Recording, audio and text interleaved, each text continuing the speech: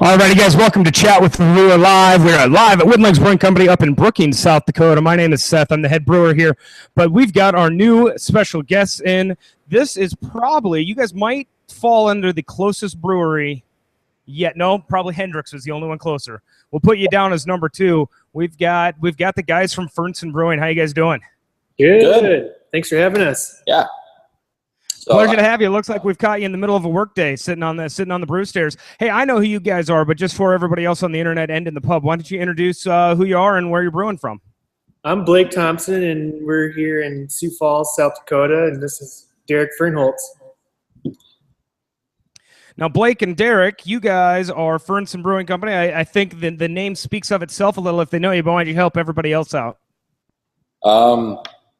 well, it's not a story we tell very often, but the name came about because my last name is Fernholtz, and his last name is Thompson, Fernson. And so, but above that, I should be wearing our own gear, but if you've seen our logo, it's got a kind of an old traveler looking dude on it, and that's Fernson. That's the persona. I think you froze up. Can you still hear us? Nope. Maybe.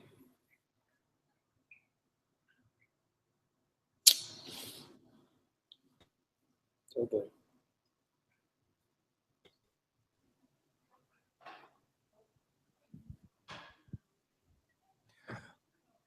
Did we lose you guys? Yeah, right. Hey, I've got the farmhouse and the IPA, I believe, guys. Can you tell me which one you guys want us to try first? The farmhouse is going to be, if you're going to try them both, try the farmhouse first.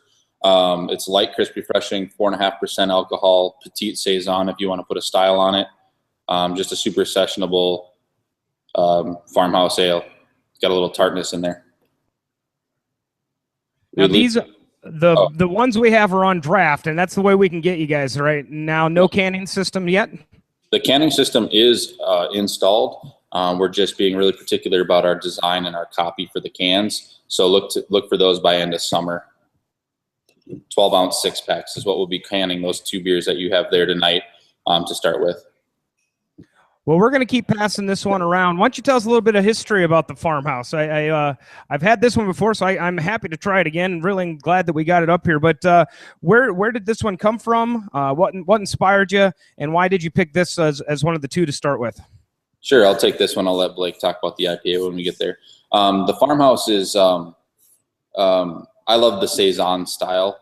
I like it's got a lot of room for tweaking and being creative. But normally saisons are 7 to 9% alcohol, and it's not sessionable for me anyways. And so we took all those those flavor components and aromatics that we like in a French style saison and put it into a smaller ABV package. And it's kind of our nod back to the origins of the saison or farmhouse style ale. When the permanent staff of a farmhouse in Belgium or France would, in the winter months, brew beer, so that come spring, when the seasonal farm workers would come to plant and work the fields all the way through harvest, they would have sustenance, they would have something to quench their thirst, and they would be paid up to 5 liters a day of beer for their work. Man after my own heart. Beautiful. I don't know if the camera will pick it up. Really solid, kind of a golden straw, maybe even a light straw color. Good clarity, good aromatics out of it.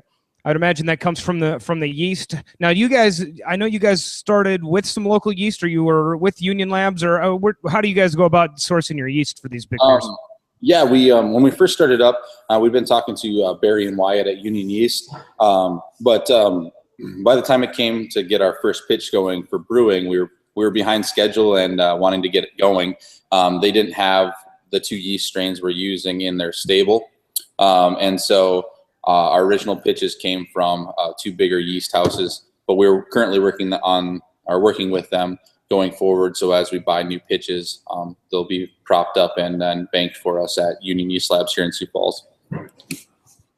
Well, cool, and that's probably a good thing to talk about, maybe the Sioux Falls beer scene a little. Why don't you tell everybody that's online and in the pub here, how do they actually find you? And if they were looking for Fernson, not only where would they find you on draft, probably as importantly, but where do they actually find the brick and mortar?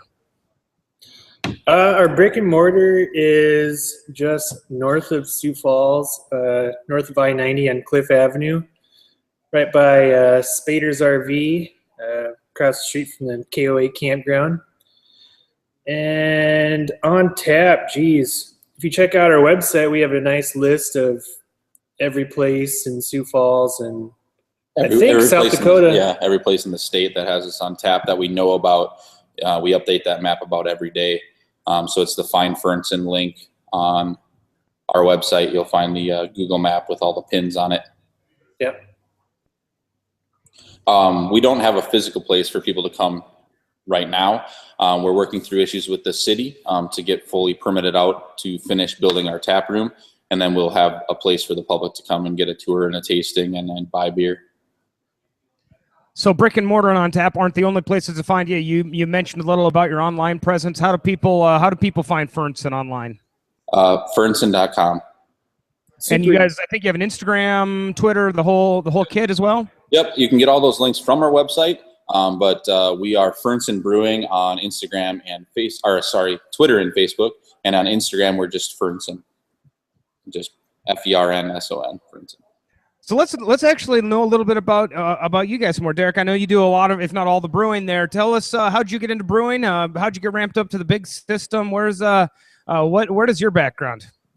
Sure. Just to clarify, we're co-everything, Blake and I, co-owners, co-brewers, co-head janitors. We share all the hats here except for this one. Yeah, my background is just a beer nerd, beer geek. Home brewer for 8+ years. Got pretty serious about it when I lived in the cities, and was a member of the Minnesota Homebrewers Association, and through that took a course and became a certified beer judge through the BJCP, and really took my home brewing to the next level and became really tried to brew everything to style just to prove that I could to start with, because I think you got to know where your building blocks are to go anywhere further from that. And yeah, I was home brewing up in the cities, moved down here when I got married in 2012. Got introduced to this guy through my brother-in-law, who went to college with him at Augustana.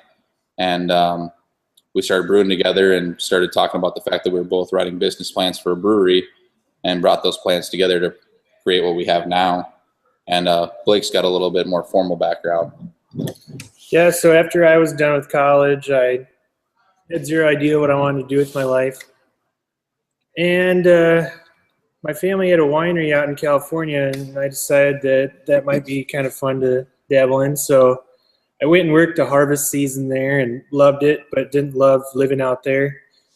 And had a little internship at a brewery out there called Napa Smith Brewing Company. And after that, I started homebrewing a lot after that.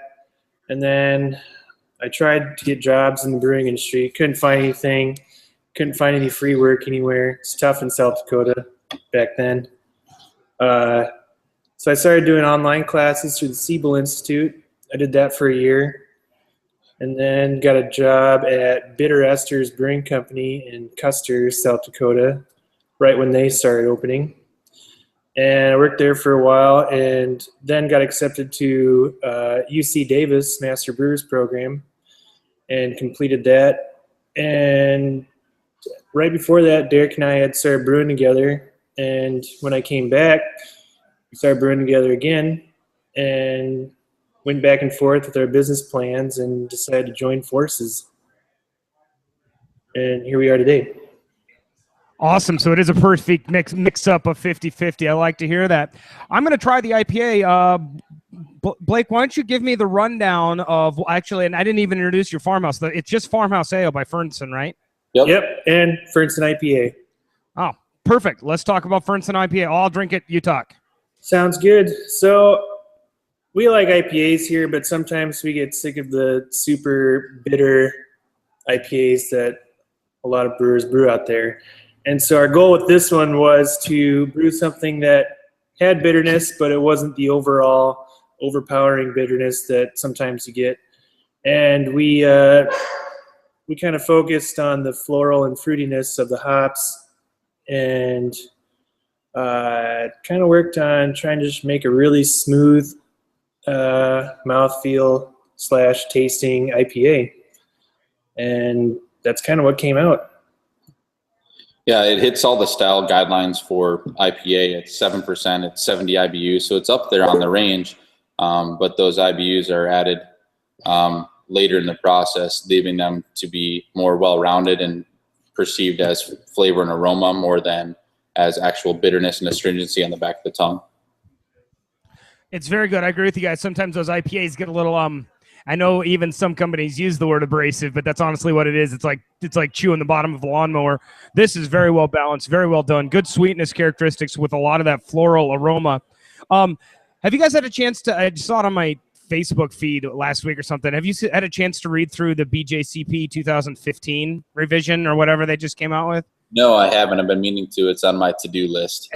I scanned through it. Like I didn't dedicate any high amount of time to it, but I think there's now 6 IPA categories or 7 IPA categories. So there's a rye IPA, black IPA, white IPA, whatever IPA. So take a read through it. I think it's been a good move on the industry because IPA became so ambiguous that it was you could have a chalkboard full of IPAs and none of them would taste the same.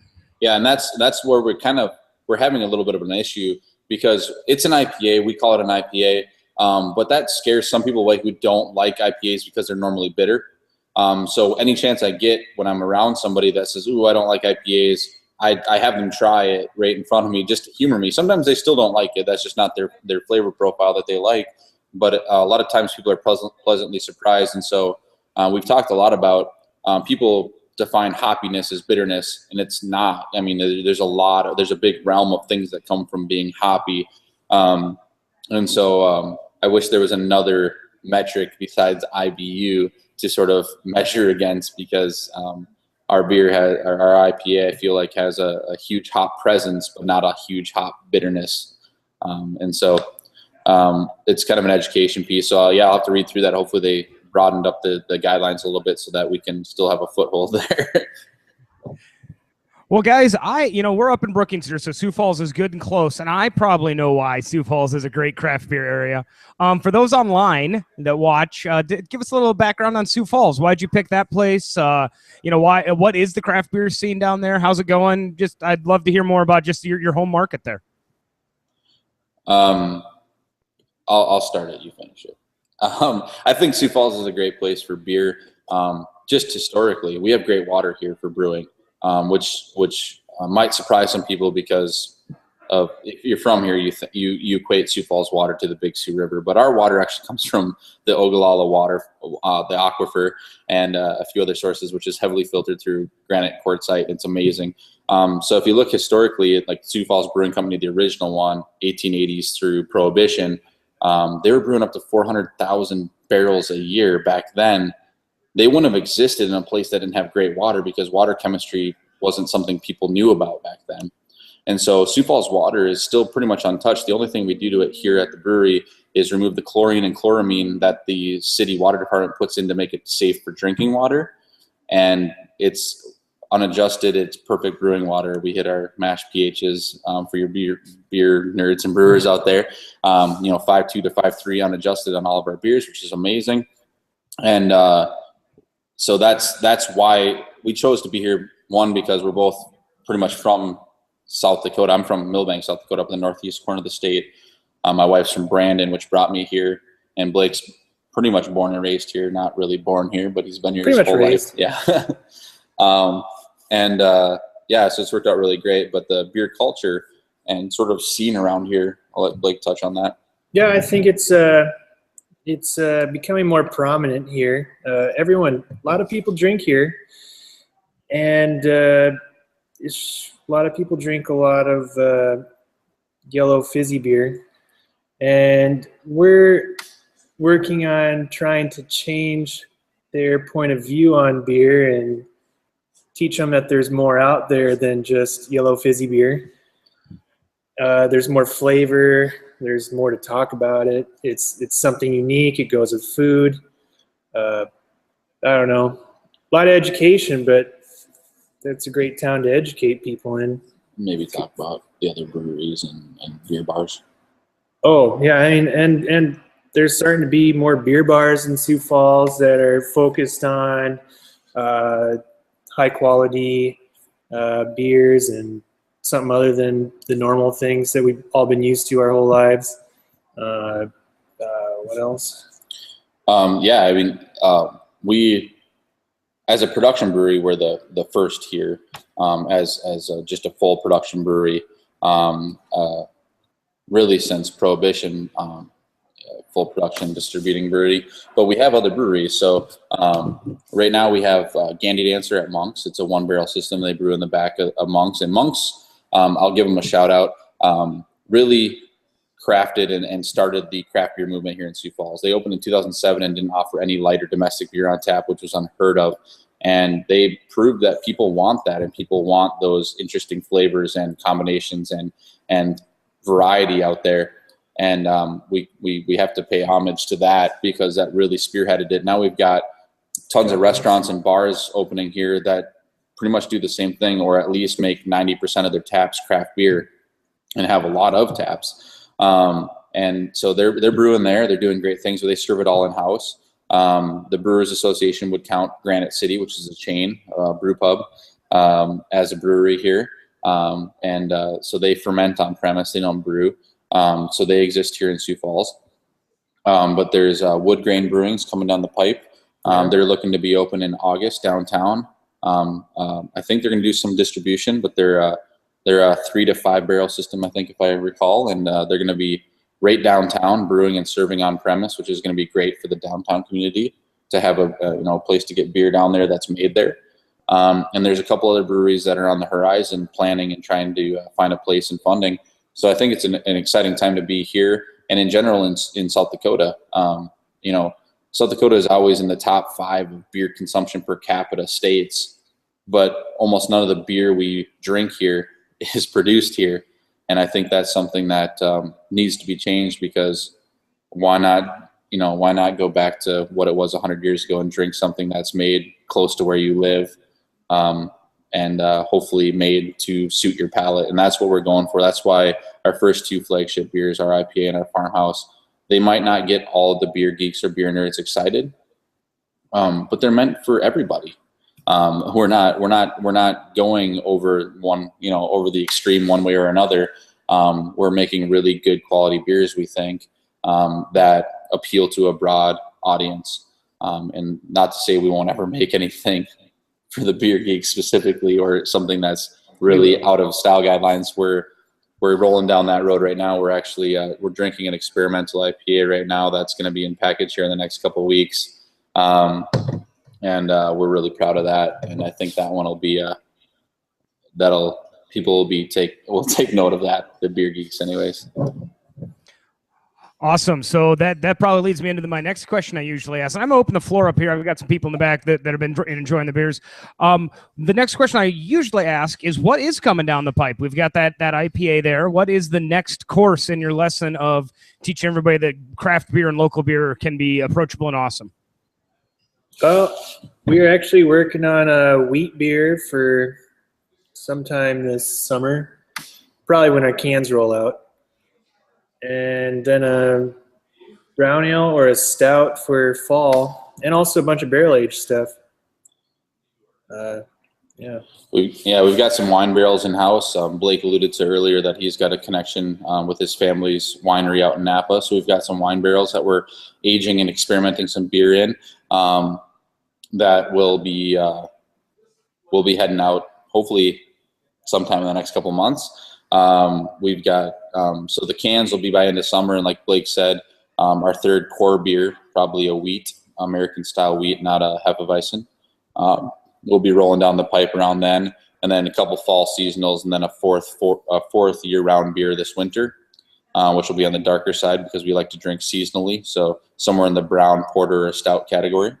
We're still playing around with that, and we hope to keep the barrel aged stuff rolling now that we've got it started, and release that pretty regularly. Yep. Well, we've got a question here. She may not be a member of the audience, but she's certainly a big member here. If you guys don't know, this is Angela, and maybe if you didn't know, this is a world exclusive. Today, she became the first certified Cicerone in South Dakota.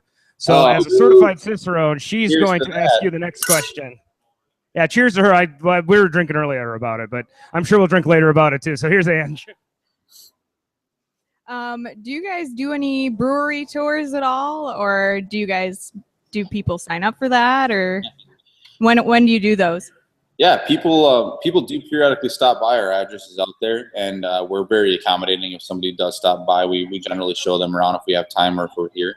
But the plan is, as soon as our tap room's up and running, I'm really hoping, we just got good news from the city planning department today that hopefully sometime in the next day or two, our permits are going to be finalized and they're going to start construction. So fingers crossed, by end of July, we'll be open, and then we'll have tours ongoing during any hours we're open for the tap room. But as it stands right now, if you've got a group or a amount of people that it makes sense to schedule something with us, call us up and we'll work with you to schedule a time to come have a private tour and tasting. But look more forward to the fact that when our tap room's open, there'll be tours all the time every day. So. Got another question here in the back here. I'll try not to trip over the cable. Here's Toby here. Hey, Toby. Hello. Hey. You were talking about sort of the like for everybody beers versus beer geek beers. It's summertime when sort of barbecues, I think, tend toward the for everybody super light kind of beer. Yeah. What's a beer geek style beer that you would say is good for like the backyard barbecue?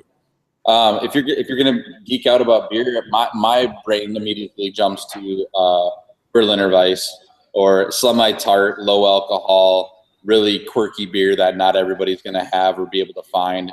And I feel like that's a style that, a quote unquote, beer geek would gravitate towards as a light summer seasonal. We like to think that our farmhouse ale fits that bill quite well. It's got a little bit of tartness. It's low ABV. You can literally drink it all day. It's a 0.5% more than your Bud Miller Coors domestic light lagers. And it's got that little bit of tartness from the yeast, and that sort of a lemon peel kind of aromatic from that saison yeast as well. I would say that you have a style that you think that beer geeks would go for. I like the Berliner Weiss. You know me, I've always wanted to make that. Yeah. We'll make one eventually. Yeah, someday. So we're going to keep our eyes out for the wheat beer, the oaked series, some of more of your IPAs. One of the last questions I do ask, and I ask this of every brewer, actually every guest we have on, what words of advice would you give to the people that are just getting into this industry? I know you guys, it's fresh in your mind here. What words of advice would you give to yourselves even a year or 2 years ago? What do you tell future brewers? Like future brewers trying to start a brewery, or just future brewers in general?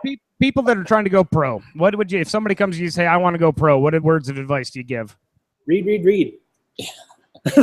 Do all the learning you can. Read and practice. Yeah. The other thing I would say is get everything in writing. Everything. Really choose your suppliers and your anybody that's going to help you build that brewery, whether it's equipment or contractors or anything like. Make sure you choose them like you would choose a partner in your own business. Make sure you form relationships with those people and enjoy working with them, and know that they're going to treat you right and steer you in the right direction instead of just trying to make the money. We've been very fortunate in most of our relationships with our suppliers and our contractors in that way, but we've had a few hiccups, and there's definitely things I would go back and change because of that. But yeah, education and just make sure you plan it out. And we planned so hard when we opened this place, and everybody always said expect it to cost twice as much and cost 3 times as long, or cost twice as much and take 3 times as long, or take 3 times as long, cost twice as much. I've heard both. It's true. As much as I don't want to say it, we thought we had everything planned for and accounted for. No, it does. You just can't plan for it. So as best as you can, take a year, write your business plan everything out, what everything's going to cost, double it, and take it 3 times as long on your schedule, and you'll be very happy at the end of it because you'll hit your numbers. Yep. You guys will be happy to know you are not the only brewery that has been on this chat that has given those words of advice. I think one of the brewers said, how do you want to make a small fortune in the brewing industry? Is that you start with a large fortune. So, Yeah. So Yeah. true. And the beer we're drinking here, by the way, has a name, which is not out yet. It's called Gallivant. Oh yeah. And it's the first in our sort of one-off series. And we lost it. I don't know if they can still hear us. Goodbye. I'm just going to talk like they can. It's a similar recipe to our IPA, actually the same recipe. It's a different yeast, which presents with kind of a peach pineapple ester aromatic. And then it's dry hopped with a new variety of hops that just presented with a huge tropical fruit note, namely passion fruit. And we think that's pretty awesome.